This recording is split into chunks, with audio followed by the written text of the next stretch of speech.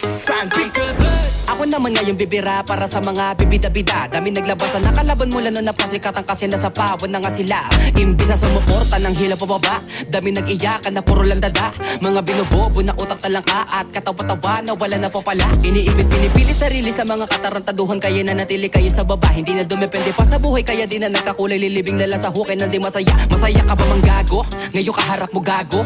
Ngayon sino sa ating gago, mga bara ko ay klaro. Wala ka na sa akin tago, kahit ikaw ay magtago. Sa edad kong 8 taong gulang, dumidilihensya di umasa sa magulang. Kaya sa sarili di ako na nagkukulang. Binigay ang makakaya para sa aking laban. Kahit di magtisa, di napipijok. Pag ako'y tumira, lagi lang pasok. Lana sa akin bisa kahit wala manood. Ang mahalaga ang lakad ko ay lagi paturok. Pataas ang pataas at palalin ang palalin ng mga bara. Kahit di mo nalagyan na pumagat, sapagkat hindi na kita kailangan. Kaya ko na ang sarili kasi pangalan ko na may tumatakla na rin ako. Paki ko sino man ang mga gat sa akin kahit masaklap. Di ka makakalasap kung usapang bida lang, hindi ka malulugi. Kaso nga lalo pa lang ikaw ay lagi bagsak.